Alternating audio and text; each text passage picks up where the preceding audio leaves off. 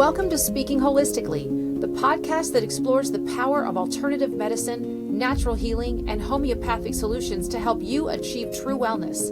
Each week, Dr. Jen and Amy G dive into the world of holistic health, discussing researched, time-tested remedies with expert insights from Dr. Jen, as well as real-life stories from patients to empower you to take charge of your health. So if you're ready to embrace a more natural path to wellness, let's start speaking holistically, because true healing begins from within.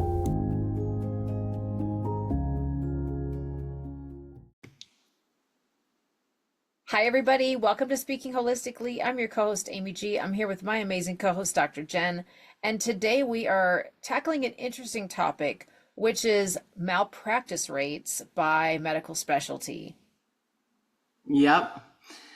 So what we're seeing a lot of in the last few weeks for sure is a lot of chiropractic kind of bashing, I would call it, because they're not getting all of the information, you know? Yeah. Somebody's fallen, hit their head, hit their neck, whatever, they go to the chiropractor goes to take care of them, and supposedly they have a stroke and it's caused by the chiropractor. Well, you know, the news is really great about sensationalizing all this and all the dangers and all this stuff, but then they go to court and find out that the chiropractor wasn't part of it at all, and that the person sustained the injury, you know, prior to walking into the chiropractor's office, but then that's never followed up, right? So all these people are making comments, and really there's two camps for the most part. There's a camp where they love their chiropractor, and there's a camp where they're like, I've never been to a chiropractor, but I hate them because I was told to. Like, there's really not a lot in between, really, and a lot of it is based on misinformation. So a lot of people don't realize how many hours goes into our education. It's equivalent to medical doctors, and they all think, oh, like I went to some weekend course and became a massage therapist and then decided to become a chiropractor. They don't realize we take years and years and years of neurology, radiology, cardiopathophysiciology, spinal neuroanatomy. Like, they just don't realize it. Even obstetrics and gynecology. One of my courses, I actually had to do, thank God it was on a mannequin, but it was prostate exams, which I was like, hey, I signed up for chiropractic because this isn't what I want to do. Like, I don't want to stick my in old guys' butts. Thanks so much. So, and some people do, and that's cool, and they got their calling for sure, but like, that just wasn't my jam. Just like, I didn't want to be an ophthalmologist or an optometrist because it just doesn't interest me, you know? So I always say that you got to get into the field that you're really interested in. But yeah, we had a fake foam butt thing with the professor on the other side that would stick different prostates in, and we had to go in and decide whether it was spongy and if it was, you know, grade 1 or stage 1, 2, 3, 4, like that sort of thing. And I was like, why are we doing this? Like, this will never happen in my office ever, right? At the end of the day, you know, we're very, very, very well educated, and there's a lot of misinformation out there. But the one thing I do bring up is that malpractice tells the story. Malpractice rates, malpractice insurance rates tell the story of actual statistical risk. Okay. Yep. So it's interesting because if you look at an MD who does family practice and absolutely no surgery, so basically a GP, a general practitioner, right? Yeah. Their insurance rates or malpractice insurance rates average, depending on the state and everything, about $18,000 a year. Okay? Oh my God. They have to pay that to have insurance. It would be like your car insurance, right? You have to have that just for like a liability situation. Pediatrics, so pediatricians that do no surgery, theirs are about $17,000 a year as well. Psychiatrists are about $13,000 a year. Anesthesiologists are $20,000 a year. And like I said, this varies from state to state, and a lot of other things too, depending on if they've had any prior lawsuits or whatever. It's based on statistical risk. So now, OBGYNs, this is one thing that it profoundly just shocks me all the time, because patients are so nervous about coming in, not all of them, just a couple of them, you know, at a time, but they come in and they're nervous about getting adjusted. And I was like, were you nervous about taking your baby and having it born in a hospital? And they're like, no. And I was like, well, you know, an OBGYN, their malpractice rates are $85,000 a year. And some are even higher than that. That is based on statistical risk. Now, there is not a chance I would ever want to be an OBGYN. I don't care how good you are. There's always going to be somebody that's going to be disgruntled about something, honestly. Yeah. So we live in a very litigious society, and the pockets are deep, and patients know it, unfortunately. So yeah, an OBGYN pays about $85,000 a year. I did talk to one, and they were paying about $250,000 a year for malpractice insurance alone. Now, a lot of people think that whatever they get charged by the hospital, that the physician gets paid that much. They don't. The physician gets paid very little compared to what the hospital generally takes. Is it like a flat fee per like procedure or something? Or I don't know how that. It depends on their contract. So, I mean, they're employees of that hospital. So $85,000 a year for malpractice insurance for an OBGYN generally. Dermatology with no surgery, $12,000 a year. And plastic surgery, surprise, surprise, 50 grand a year, which I would think would probably be more than that, to be very honest with you. Like, to think of insurance premiums being this much that's just astonishing to me. I cannot believe how high these numbers are. Well, I mean, think about how many C-sections you have to do to pay just for your malpractice insurance. So now on the heels of that, my malpractice insurance runs me about $800 a year. That is based on statistical risk. Okay. Whoa. There are some chiropractors that are paying $2,000 a year, but I'm telling you right now, it's not $85,000 a year. Okay. Wow. So these rates are based on statistical risk. How dangerous is this, and what is the risk of being sued because of that danger? Okay. Yeah. So I always try to take the emotional aspect of it out. That's fine. You can be afraid of something. It doesn't mean that it's real. So what's really interesting is, which I had no idea when I was looking up these statistics, because it's something that I've always, explained to patients about the insurance and the statistical risk factors. But this is probably part of the reason these rates are so high as well, is because we do, like I mentioned earlier, live in a very litigious, very lawsuit happy, unfortunately, society at this point. So there was results from a study that demonstrated the percentage of medical practitioners who have been involved in a medical malpractice case. Okay. Mm-hmm. 90% of general surgeons have been sued at some point. Oh my, almost all of them. Yep. Would you think that would be a field I would go into? Heck no. I mean, I can't imagine that kind of stress, first of all. God. 85% of OBGYNs have been sued. 82% of orthopedics have been sued. 73% of plastic surgeons have been sued. 72% of EENTs have been sued.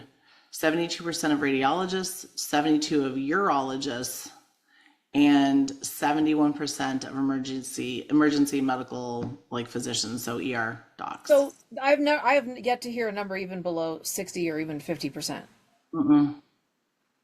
So, I mean, I could go through probably every single specialty and potentially find something, but I mean, this is part of the reason the rates are up. But like I said, my insurance is $800 a year, malpractice to practice all year long, which is cheaper than my car insurance, to be honest with you, with no tickets, no accidents, driving on the roads with all the other crazies that potentially don't have insurance or don't have licenses or whatever, or DUIs or whatever the situation is. It's cheaper for me to be in my office adjusting patients all year long than it is for me to be on the road with nothing that I've created, Wow. I mean, this is such an interesting topic because we have so many people who put their faith and everything in Western medicine and in all those doctors, and shy away from chiropractic and are afraid of it. And like you said, some people don't even want their necks adjusted. And I don't know anything about chiropractors, and they have no personal experience to speak of. And yet,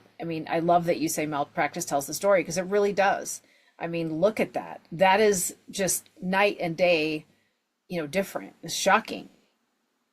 Well, and then, like I said, a lot of people, they don't realize there's over 200 different chiropractic techniques. So if you went to one chiropractor, didn't like how it felt on your body, I mean, even if you went to another chiropractor that did the same exact technique, they have different hands, right? So it's going to feel different. There's different ways for them to do it. It's different ways that they move their body to get things back into place, Yeah. So that alone makes a huge difference. But, I do a myriad of techniques, and so do the other docs in my office, because we want to make sure that everyone is comfortable coming in and going out as far as that goes. Whatever they're comfortable with, we're just going to go with. And if it takes them a little while to get there, then that's okay. It's funny. I'm thinking about something that happened. I was home visiting my family, and I had a rib go out that was just under my right shoulder blade.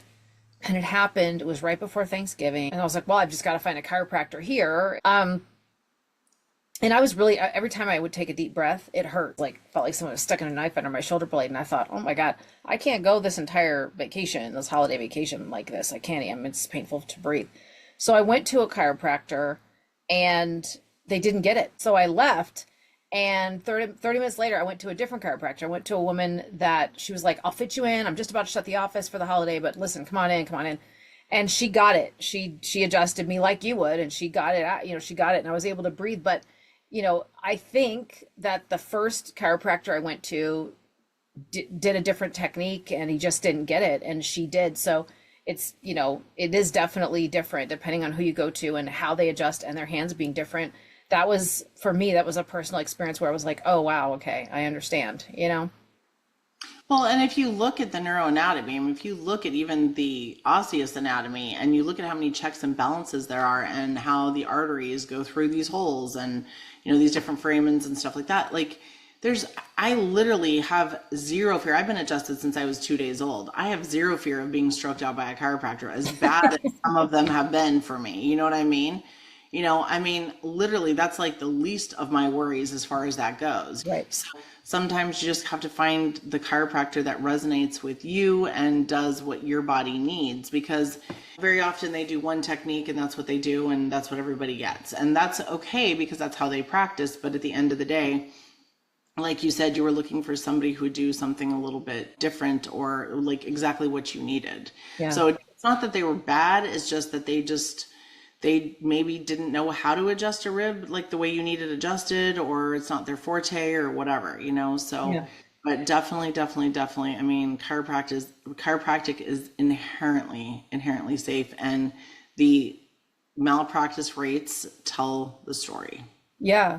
Well, and the thing I'll say to people, if anyone's listening to this right now and thinking, I'd like to go to a chiropractor, but I don't know, like I'm nervous.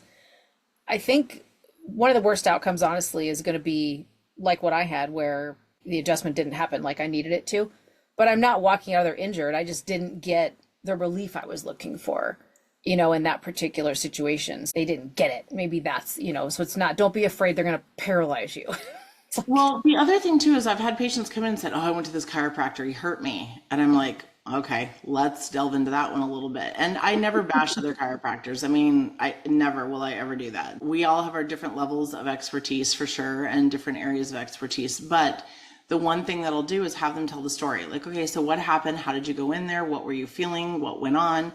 And generally, I would say 9 times out of 10, when a patient felt like they were hurt by their chiropractor, it was that they were sore afterward and didn't expect it. So then their fears of being hurt, like in their head, oh gosh, they hurt me. I knew this was going to happen, like that sort of a thing. Yeah. So, and not to say that you can't adjust somebody and it knocks the rib out because you adjusted their back a little bit harder than their ligaments were able to handle on that visit or whatever the situation is, but it's not like they maimed you and you're paralyzed and right, in a wheelchair for the rest of your life. It's not like that. It's like you got the wind knocked out of you or whatever the situation is. But like I said, and I'm not saying that it hasn't happened, but at the end of the day, what a lot of people deem that the chiropractor hurt them, it's that they had something going on, still had symptoms when they left, or new symptoms because maybe their body was releasing those muscles and things were shifting.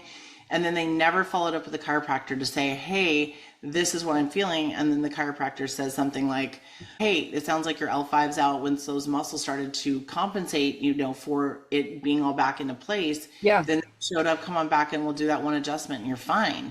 They didn't give that chiropractor the option of trying to remedy whatever they were feeling or having that communication. And really, as a physician and a patient, you have to have that conversation. But there's a lot of people that are kind of passive aggressive, and they'll not come back. They'll be like, oh, I'm not coming back. And it's like, well, how about we talk about this? How about we go through this? No. And if you're not going to work with me, I can't work with you. So, but generally speaking, chiropractic obviously is inherently safe. And look at our malpractice rates. Ask your chiropractor. Ask them what they spend every year on malpractice insurance. I think it'll surprise you. And then ask all of your other physicians and look at what you spend on your car insurance. I think that's a great idea, and I think the comparison is so eye-opening to think about your car insurance is more than your malpractice insurance. I think people are going to hear that and be so shocked, like, wow, that really does. I mean, that speaks volumes in my opinion. So, And it takes all the emotion out of it too. It's just yeah, facts, you know? yeah, yeah. So you can have feelings about it, but that doesn't mean they're real. I mean, Yeah, right. I mean, it's not based on anything foundational or anything, any facts. You know what I mean? So I live in Eastern Tennessee, Mhm. and I'm afraid of snapping turtles. Now, I've never encountered one except for on the road, and I'm pretty sure it reared its body up and hissed at me, but I was in the car, so that was, that was. So no, but I'm afraid of something I've never had an encounter with. You know what I mean? Yeah, And people are like, they can take your finger clear off. And I was like, I bet they can. I'm not getting close enough to do that. But yeah, at the end of the day, is that going to happen? Probably not. You know what I mean? I'm not going to mess around with something like that. yeah, So, absolutely. Yeah, this is fascinating. I think this is probably a surprising topic for people to hear on our podcast because they aren't expecting it. But I mean, you shocked me with those numbers. You could have given me 1,000 guesses and I wouldn't have gotten it right. I honestly, it just endorses chiropractic and how low risk it is in a way that it's just literally the numbers are talking for you. And so I think that's, yeah, very, very shocking. And I think people are going to listen to this and be blown away. So thank you, Dr. Jen. Thanks everybody for listening. If you haven't joined our school community before, we'll put the link in the show notes below. You can also follow us on Facebook, Instagram, or subscribe to our YouTube channel. Until next time, everybody, bye-bye.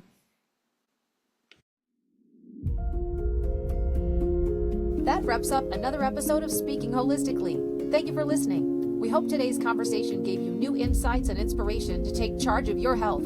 If you enjoyed this episode and want to hear more, be sure and join the Speaking Holistically school community by clicking the link in the show notes.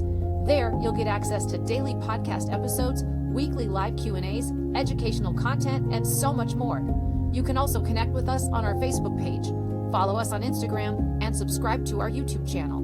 Until next time, be well, stay curious, and keep speaking holistically.